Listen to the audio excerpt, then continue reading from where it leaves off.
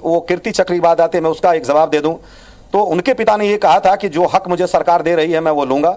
मैंने ये कहा था गुरदासपुर नोएडा में कि तो ये बताएं कि 5 महीने की पत्नी का जो हक है तो 9 महीने पेट में पालने के माँ का भी कोई हक है और 28 साल परवरिश करने में पिता का भी कोई हक है। तो उनका ये जवाब था कि आप ये सरकार से पूछें। रही बात कीर्ति चक्रा की, सर जब कीर्ति चक्रा के हम क्रम में पहुंचे वहां तो हमें पता चला कि उन्होंने उनका परमानेंट एड्रेस मेरे बेटे का चेंज करा दिया। मैंने ये सक्षम लेवल पे उठाया कि परमानेंट एड्रेस नहीं चेंज होना चाहिए था, तो हमें बताया गया कि देखिए एनओके अगर चाहें तो एक एप्लीकेशन से और वैलिड डॉक्यूमेंट दे करके अपना एड्रेस चेंज करा सकती हैं। मैंने ये क्वेश्चन उठाया कि आप मेरे बेटे का एड्रेस न बदलें, उनकी एनओके का जो रेजिडेंशियल एड्रेस है या कम्युनिकेशन का एड्रेस है वो बदल दें, लेकिन मेरे बेटे की जो पहचान है, जो मेरे जिले से जुड़ी है, जो वहां की जनता ने रोडों पर नाम लिख करके फूल अर्पित किए थे, वो आप हमसे मत छीनिए। तो उसका कोई हमको जवाब नहीं मिला सर। उसके बाद ठीक है, जब हम राष्ट्रपति भवन में आए थे तो रिहर्सल में जा रही थी मेरी पत्नी, तो उस रिहर्सल के दौरान इन्होंने उस पेपर को पकड़ा जो कि एक प्रतीक के रूप में दिया जाता है, तो शायद इनके हाथ में रहा और बहू ने छोड़ दिया था।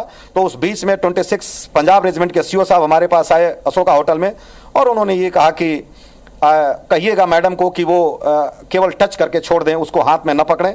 मैंने अपनी पत्नी से मैंने उनको कहा कि पूरा डेकोरम मेंटेन किया जाएगा और अगर आप कहते हैं तो हम दोनों पति पत्नी हम उस राष्ट्रपति भवन में भी नहीं जाने के लिए तैयार हैं। चक्रा को जहां भी है सम्मान के साथ मेरे बेटे के साथ आप दें। तो उनको दिया गया। जब वो आपने देखा होगा राष्ट्रपति जी के यहाँ वो बाइट चलते हुए, मेरी पत्नी वहां हाथ बढ़ाने में भी संकोच कर रही थी।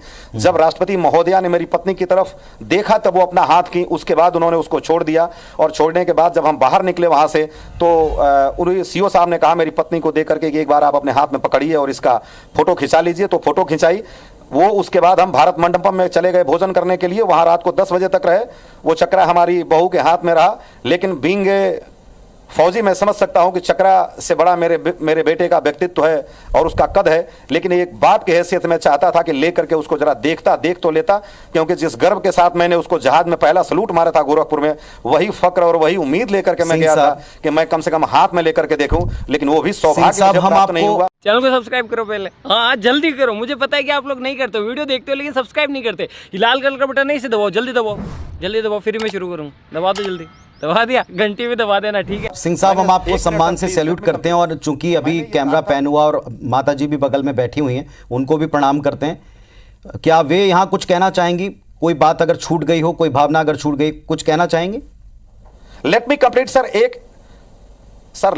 Sir, let me complete. एक मिनट कह दें सर, कह दें। तो सर मैंने जब सीओ साहब से कहा कि आप उनसे कह दीजिए कि मेरे बेटे की एक बस्ट लग रही है लखनऊ में, उस बहादुर की छाती पे ये हम कीर्ति चक्रा लगाते हैं और आपको ससम्मान वापस कर देंगे।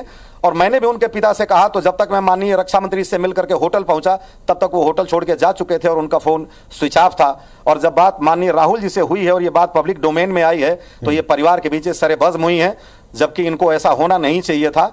लेकिन मैंने ये सोचा कि ये दंश जो देश का है, अगर हमारे ही ऊपर इसमें कुछ कंस्ट्रक्टिव रिफॉर्म होता है तो शायद आने वाली पीढ़ियां इसके लिए फायदेमंद होंगी। और यही सोच करके मैंने ये बात पब्लिक डोमेन में की। और मेरी बहू से जब भी बात होता है तो मैं ये उम्मीद करूंगा और आपसे गुजारिश करूंगा कि हमें भी रखिएगा, ताकि हम अपनी खता जान सकें कि समय की कौन सी उस घड़ी में हमने ये खता की कि आज हम इस अपमानजनक स्थिति का सामना करना पड़ रहा है और ये असामाजिक मर्यादा और व्यवहारिकता का हम दर्शन कर रहे हैं। इसके लिए हमें खेद बहुत है।